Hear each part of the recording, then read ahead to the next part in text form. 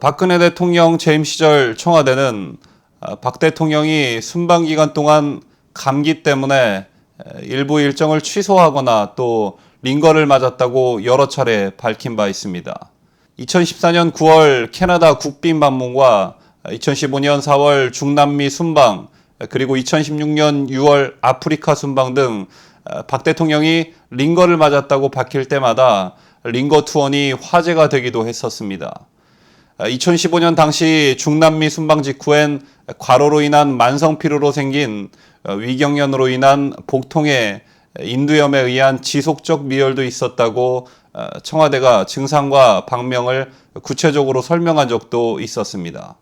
한편 이명박 대통령은 자서전 대통령의 시간을 통해 재임 중인 2009년 폐질환을 앓았던 사실을 처음으로 공개했었습니다. 이전 대통령은 자서전에서 대통령이라는 자리는 걱정하는 말을 하거나 표정을 지으면 안 된다며 아내에게만 발병 사실을 알리고 누구에게도 말하지 않기로 했다고 회고했습니다.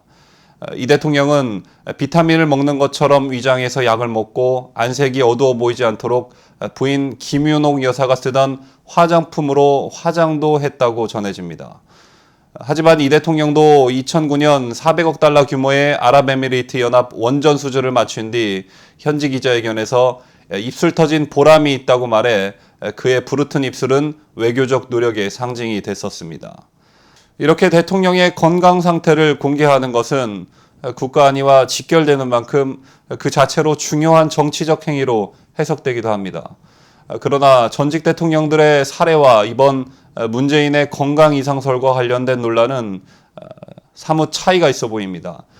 다수의 언론에 따르면 청와대 관계자는 문 대통령의 건강에 대해 별의별 흉흉한 소문도 많던데 내일 아침에 여러분들이 두 눈으로 확인할 수 있을 것이라고 말하며 세간에서 돌고 있는 건강 이상설을 청와대가 파악한 것을 피력하기도 했습니다.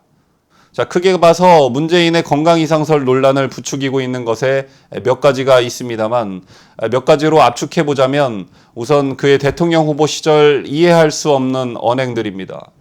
토론회 등에서 동문서답을 한다던가 또 사다리 타기 게임 방식을 이해하지 못한다던가 상황에 맞지 않는 말을 한다던가 하는 이해할 수 없는 행동들이 자주 목격되고는 했었습니다.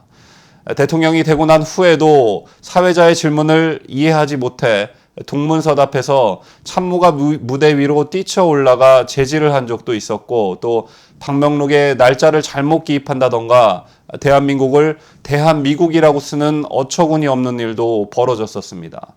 또한 외국 주요 인사들과의 접견 자리에서 어김없이 등장하는 A4 용지는 A4 용지가 없으면 도대체 대화가 불가능한 것이냐라는 비난의 대상이 되기도 했습니다.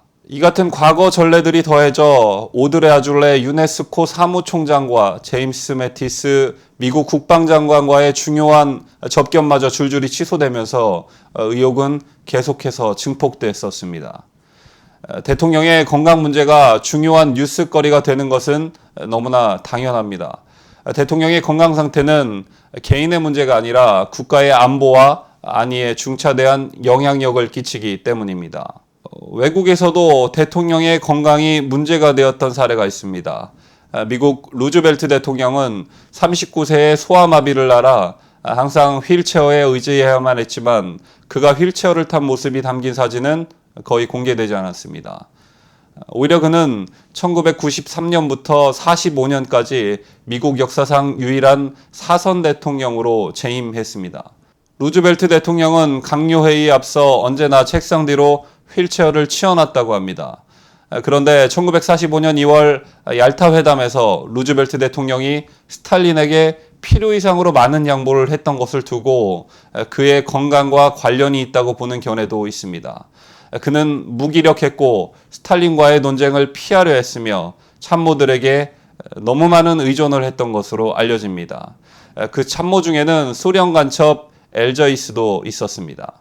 결국 루즈벨트는 얄타에서 돌아온 지 2달여 후인 그해 4월 12일 뇌출혈로 사망하게 됩니다.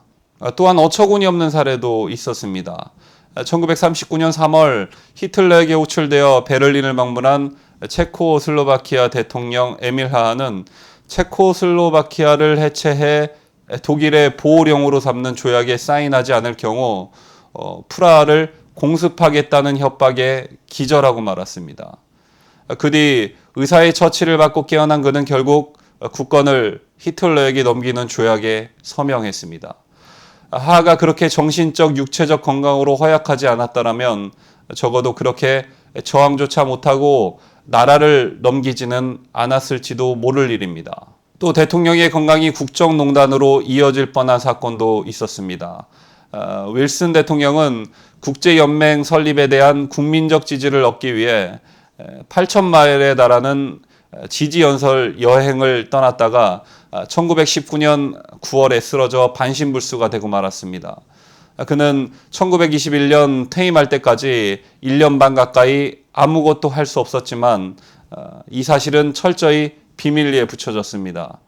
이 중대한 사안이 비밀리에 붙여질 수 있었던 것은 퍼스트 레이디인 에디스가 문고리를 붙잡고 대통령과 외부 인사들의 만남을 통제했기 때문입니다.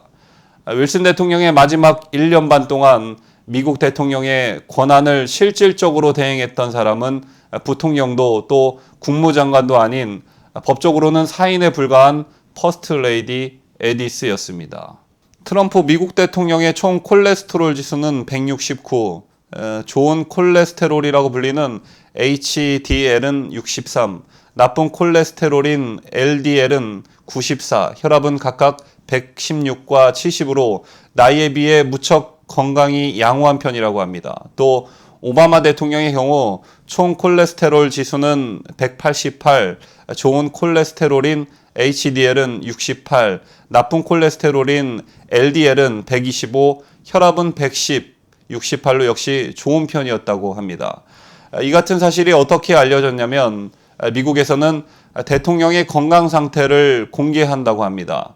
대통령은 건강해야 할 의무가 있고 유권자는 대통령의 건강 상태를 알 권리가 있기 때문입니다.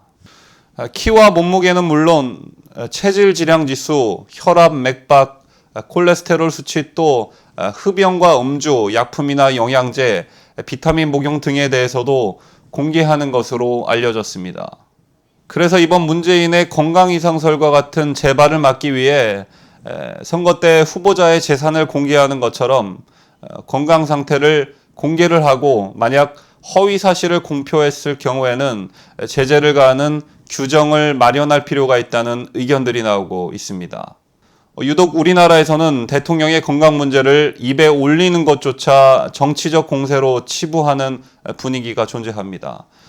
하지만 시대의 변화에 따라 대통령의 심신의 건강 상태를 국민들에게 숨김없이 공개하고 또 이에 따른 헌법과 법률에 상세한 규정을 두는 것을 여야가 머리를 맞대고 진지하게 논의를 할 필요가 있어 보입니다.